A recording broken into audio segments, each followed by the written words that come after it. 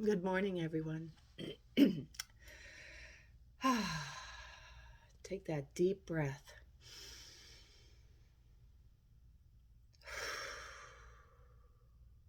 Breathing has been such an important part of my journey.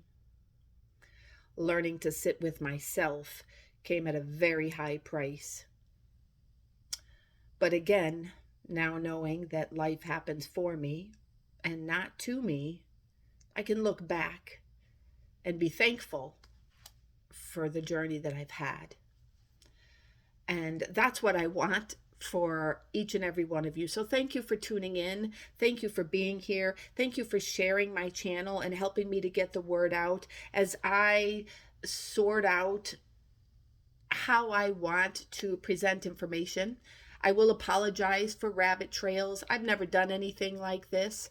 I just know in my heart, as I've finally been able to connect with myself, that this is my path and this is what I'm to be doing. So I wanted to go back to what I was referring to yesterday about how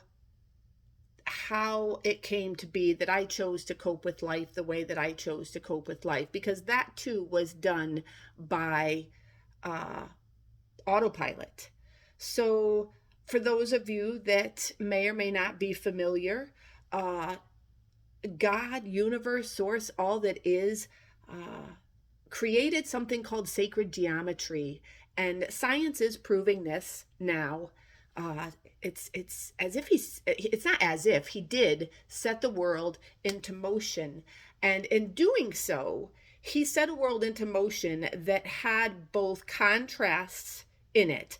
In other words, positive polarization and negative polarization, where the yin and the yang were both set into motion within sacred geometry. He also designed us, she also designed us, they also designed us to have the ability from, gosh, pre-birth 0 to around 7 years old to literally soak up the world around us like a sponge.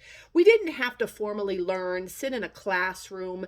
We literally watched the main caregivers and people in our lives, how they interacted, how they dealt with emotions, how they dealt with conflict, how they dealt with stress, how they dealt with happiness and joy and excitement, how they dealt with communicating with their children, and other people on the phone. And we literally have mirror neurons that are able to take that in like osmosis. And through that, because we have to be taken care of from 0 to 7, we absolutely have to find a way to navigate within our family unit, because they are our providers, and without them we would die. So even those in the harshest of circumstances, with trauma and drug addiction, I didn't have that in my life. My parents were good providers. They both worked very hard, and to keep a roof over my head. I grew up in a stable home. Many did not, but yet you still found a way to get through those years. And in doing so, your ego and your unconscious and your subconscious created coping mechanisms inside of you to help you navigate life. And as I mentioned earlier, there tends to be one of two ways that we tend to come out of environments that are in family units that have emotional immaturity within them, where the parents were not securely attached. We'll talk about attachment styles too. But if you were not raised in a securely attached home, then your family units were not attuned to your needs. They were attuned to the stress that they felt while they were attending to your needs, because they were not emotionally mature yet. And so in this space, we either learn the one way of coping, which is I need to lay low, keep my feelings out of the way, and just be as good as possible so that I will continue to be taken care of. And if that means taking care, pitching in, going above and beyond in school, being a great student, you just learn that you cannot rely on yourself because you're far too young, and you have to rely on others. So in order to do that, you morph yourself into this, again, unconsciously, you morph yourself into this space where I'm going to get through in life by taking care of, rescuing and fixing and being there for everyone else. And it's very noble when you think about it. There's a name for it, and we'll get into that more.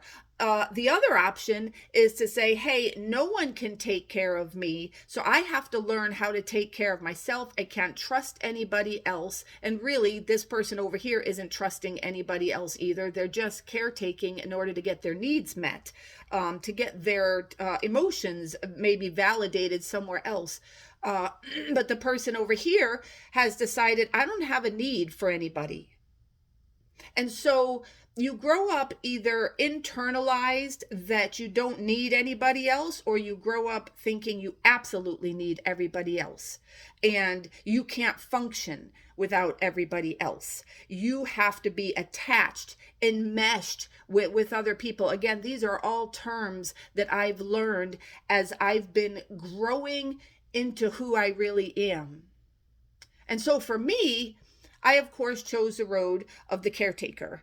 I chose the road of being there for everyone else and completely abandoning myself. I didn't realize that I was doing this. And my gosh, it wasn't until I was much older, when my brother had been killed by the police, and I had just started discovering a term called codependency. Have you heard of that term? It's a major buzzword now. Codependency was just one thing I was dealing with. But I didn't learn it until probably about the middle of 2013. And then my brother was killed by the police, and my whole world fell apart. I had worked in social services up until that point for 11, 12 years.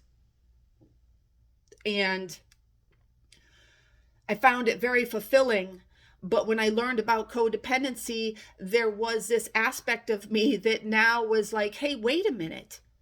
Am I doing this because this is what God wants me to do, right? Because the Catholic Church and Protestant, which we'll talk about another time, had taught me that we're to hold others higher than ourselves, that we are to turn the other cheek, that we are to honor our mother and fathers, that we are to be dutiful wives, that we are to be all these things. And so I was thinking about all of the people that I have served, and suddenly I realized that I was doing it to fill space inside of myself that I needed filled at the time. And that I wasn't doing it for this selflessness that I thought I was, for this kind, gentle being that was just giving because I wanted to give. I had this epiphany that no, there was another reason why I was doing this. And this started me on a journey inward. Up until then, I was living completely outside of myself. And so I'm going to talk about more of this because I'm not alone in this. We are all suffering. We are all dealing with coping mechanisms that are on autopilot and that have served us for a very long time. But boy, there is freedom from that. And I hope I'm going to bring that across to each and every one of you. So again, forgive me for my choppiness. I hope that you get to pick pieces that resonate. Whatever doesn't resonate, you don't have to take with you. I just want to be a beacon of light and share. So God bless each and every one of you on your day, from my heart all the way to each and every one of your hearts. I love you, and we're in this together. Namaste.